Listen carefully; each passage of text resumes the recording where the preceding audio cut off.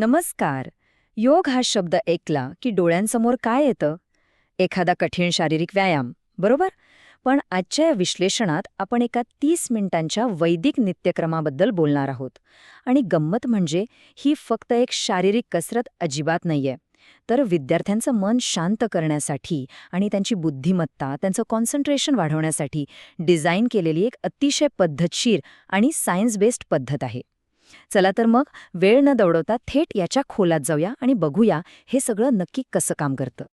आता हा सराव नक्की कशासाठी करायचा याचं एकदम परफेक्ट उत्तर आपल्याला प्राचीन ज्ञानात मिळतं.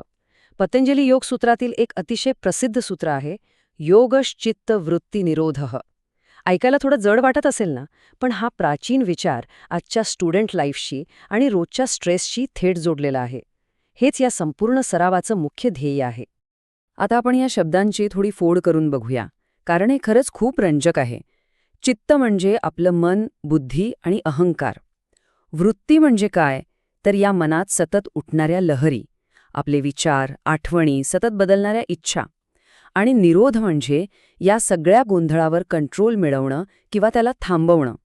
आता विचार करा, ताणतणाव आणि कन्फ्युजन कमी करण्यासाठी मनातील या ज्या अशांत लहरी आहेत ना, त्या शांत करणं किती गरजेचं आहे. तेव्हाच कुठे आपल्याला तो खरा इनर बॅलन्स आणि विचारांची क्लॅरिटी मिळते. तर आजच्या या स्पष्टीकरणात आपण या संपूर्ण प्रक्रियेचा असा टप्प्याटप्प्याने आढावा घेणार आहोत. 1. योगाचा खरा अर्थ. 2. शरीराची तयारी. 3. आसनांद्वारे स्थिरता. 4. श्वासावर नियंत्रण. आणि 5. मन शांत करणं. थोडक्यात सांगायचं तर हा आपला प्रवास बाह्य शारीरिक तयारीकडून थेट सखोल मानसिक एकाग्रतेकडे जाणारा असणार आहे. चला तर मग पहिल्या भागापासून सुरुवात करूया, योगाचा खरा अर्थ. प्राचीन ग्रंथांनुसार बघायला गेलं तर वैदिक सरावाचे 7 मुख्य प्रकार पडतात. आसन, प्राणायाम, ध्यान, मुद्रा, बंध, क्रिया आणि जीवनशैली म्हणजे यम आणि नियम. आता हे सगळेच प्रकार म्हणजे मनाच्या लहरींना कंट्रोल करण्यासाठी बनवलेली अतिशय पॉवरफुल टूल्स आहेत. पण साहजिकच अभ्यासाच्या गडबडीत हे सगळं एकाच वेळी करणं शक्य नसतं. त्यामुळे या विश्लेषणात आपण फक्त अशाच गोष्टींवर फोकस केलाय जे रोजच्या रुटीनमध्ये बसवायला सर्वात प्रॅक्टिकल आणि सोपे आहेत. आता वळूया पुढच्या टप्प्याकडे, भाग 2, शारीरिक तयारी. आता बघा, थेट योग सुरू करण्याआधीनं 10 ते 15 मिनिटांचा सूक्ष्म व्यायाम म्हणजेच वॉर्मअप करणं मस्ट आहे. आधी शांत बसायचं, एक छोटीशी प्रार्थना म्हणायची आणि 3 अतिशय दीर्घ श्वास घ्यायचे. यानंतर येतं संधी शोधन म्हणजेच जॉईंट्स क्लीन करणं. यात काय करायचंय तर मानेपासून ते थेट घोट्यापर्यंतच्या प्रत्येक सांध्याला घड्याळाच्या दिशेने आणि मग विरुद्ध दिशेने 10 ते 12 वेळा गोल फिरवायचं. या साध्या वाटणाऱ्या कृतीमुळे शरीरातले सगळे सांधे जागे होतात आणि शरीर पुढच्या सरावासाठी 100% रेडी होतं. शरीर तयार झाल्यावर आपण येतो भाग 3 कडे, आसनांद्वारे स्थिरता शोधणे. महर्षी पतंजली यांचं आणखी एक अतिशय महत्त्वाचं आणि माझं आवडतं सूत्र म्हणजे स्थिर सुखम आसनम. याचा साधा सरळ अर्थ असा आहे की प्रत्येक आसन हे स्थिर आणि कम्फर्टेबल असलंच पाहिजे. आसन करताना शरीराला विनाकारण वेदना देणं किंवा एखादा जबरदस्तीचा शारीरिक संघर्ष करणं हे इथे अजिबात अपेक्षित नाहीये. ज्या स्थितीत शरीर अगदी शांत आणि आरामात राहू शकतं ना, तेच तुमचं खरं आसन आहे. आता मुख्य सरावाकडे येऊया. ही 5 आसने विद्यार्थ्यांसाठी अक्षरशः गेम चेंजर मानली जातात. पहिलं आहे ताडासन, ज्यामध्ये शरीराला एखाद्या पाम ट्रीसारखं वरच्या दिशेने छान ताणायचं आहे. हे 3 ते 10 श्वासांपर्यंत टिकवायचं. दुसरं भुजंगासन, यात पोटावर झोपून नागासारखी छाती वर उचलायची. याचे 3 ते 5 राऊंड्स करायचे. तिसरं म्हणजे पश्चिमोत्तानासन, यात बसून पाय सरळ ठेवायचे आणि पुढे वाकायचं. हे साधारण 20-30 सेकंड होल्ड करायचं. चौथं थोडं चॅलेंजिंग असू शकतं, सर्वांगासन. यात पाठीवर झोपून खांद्यांच्या आधाराने शरीराचा भार पेलायचा असतो. सुरुवातीला फक्त 15 सेकंड केलं तरी खूप झालं. आणि सर्वात शेवटी येतं शवासन. शवासन म्हणजे एका निर्जीव देहाप्रमाणे जमिनीवर पूर्णपणे निश्चल पडून राहायचं. हे 2 ते 3 मिनिटांसाठी करणं बॉडी आणि माइंडला रिलॅक्स करण्यासाठी प्रचंड गरजेचं आहे. यानंतर आपण थोडं अजून आतल्या प्रवासाला सुरुवात करतो, भाग 4, प्राणशक्ती आणि श्वासावर नियंत्रण.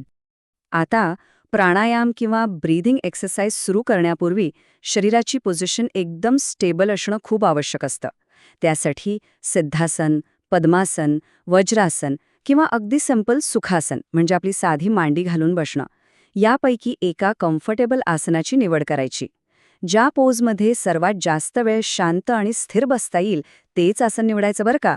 तर प्राणायामाचा पहिला प्रकार आहे नाडी शोधन, ज्याला आपण अनुलोम विलोम म्हणूनही ओळखतो. याची पद्धत अगदी सोपी आहे.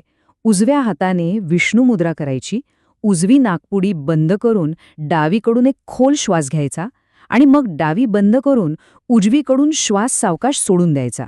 मग परत उजवीकडून श्वास घ्यायचा आणि डावीकडून सोडायचा.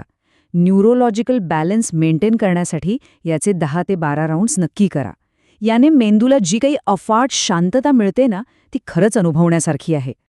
आता कपालभाती आणि भ्रामरी या दोन्ही प्राणायामांमधला फरक समजून घेणं खूप भारी आहे, कारण हे दोन्ही एकमेकांच्या अगदी ऑपोजिट काम करतात. कपालभातीमध्ये पोटाचे स्नायू वेगाने आत खेचून फोर्सफुली श्वास सोडला जातो, ज्यामुळे शरीरात अक्षरशः विजेसारखी ऊर्जा निर्माण होते. याउलट भ्रामरीमध्ये डोळे बंद करून आणि कानांवर हात ठेवून असा आवाज करत अगदी हळुवार श्वास सोडला जातो. या हमिंग आवाजाच्या व्हायब्रेशन्समुळे मेंदूतला सगळा स्ट्रेस अगदी चुटकीसरशी कमी होतो आणि फोकस जबरदस्त वाढतो. आणखी एक स्मार्ट गोष्ट म्हणजे प्राणायामासोबत आपण मुद्रांचाही वापर करू शकतो. मुद्रा म्हणजे हातांच्या विशिष्ट स्थिती, जसं की ज्ञानमुद्रा, प्राणमुद्रा किंवा ध्यानमुद्रा. आणि बेस्ट पार्ट काय माहितीये, यासाठी कोणताही एक्स्ट्रा वेळ देण्याची अजिबात गरज नाहीये. जेव्हा आपण शवासनात असतो किंवा ध्यानासाठी शांत बसलेलो असतो, तेव्हा आपले हात तसेही मोकळेच असतात. अशा वेळी या मुद्रांचा सराव केला तर संपूर्ण सरावाचा इम्पॅक्ट कित्येक पटींनी वाढतो. आणि आता आपण पोहोचलोय आपल्या अंतिम लक्ष्याकडे. भाग 5, अशांत मन शांत करणं. ध्यान म्हणजे मेडिटेशन करण्यासाठी कोणतीही अवघड किंवा गुंतागुंतीची प्रोसेस करायची गरज नाही. फक्त पाठीचा कणा एकदम सरळ आणि खांदे पूर्णपणे रिलॅक्स असायला हवेत. ध्यानाचे 3 अतिशय सोपे ऑप्शन्स आहेत. एक तर फक्त आत येणाऱ्या आणि बाहेर जाणाऱ्या श्वासावर फोकस करा. जर मन खूपच इकडे तिकडे पळत असेल ना, तर आपले श्वास मोजायला लागा.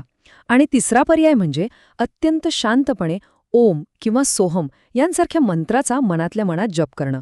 रोज फक्त 10 ते 15 मिनिटे यापैकी एका जरी पद्धतीचा सराव केला तरी मनाची धावपळ जादूसारखी थांबायला मदत होते. ध्यानाचाच आणखी एक अतिशय युनिक आणि भारी प्रकार म्हणजे त्राटक. हा सराव दिवसा नाही तर खास करून रात्री झोपण्यापूर्वी केला जातो. यात काय करतात तर डोळ्यांच्या लेव्हलला एक मेणबत्ती ठेवायची आणि तिच्या ज्योतीकडे अजिबात पापणी न मिटवता एकटक बघत राहायचं, जोपर्यंत डोळ्यांतून पाणी येत नाही.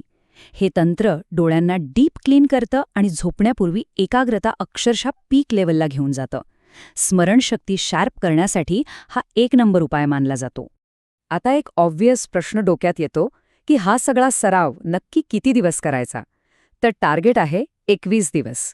नवशिकांसाठी डिझाईन केलेला हा 30 मिनिटांचा सराव सलग 21 दिवस करणं मस्ट आहे. जेव्हा हे 21 दिवस न चुकता फॉलो केलं जातं ना, तेव्हाच ताणतणाव कसा कमी होतोय आणि मेमरी कशी शार्प होतीये याचा रिअल लाईफ अनुभव घेता येतो. आणि याच एका जबरदस्त पॉइंटवर आपण या विश्लेषणाच्या शेवटाकडे आलो आहोत. आता एक खूप मोठा प्रश्न उभा राहतो. जर 21 दिवस हा पहिला टप्पा यशस्वीपणे पूर्ण केला तर काय हे मन खरोखरच भाग 2 मधील ॲडव्हान्स तंत्रे जसं की बंध आणि ऊर्जा नियंत्रणासाठी पूर्णपणे रेडी होईल का? हे 21 दिवसांचं चॅलेंजर स्वीकारलं ना तर नक्कीच शरीर आणि मनाला एका वेगळ्याच लेव्हलवर घेऊन जाता येईल. या पुढची ॲडव्हान्स तंत्रे काय आहेत हे जाणून घेण्यासाठी नक्कीच उत्सुक रहा. आजच्या या विश्लेषणात वेळ दिल्याबद्दल खूप खूप धन्यवाद.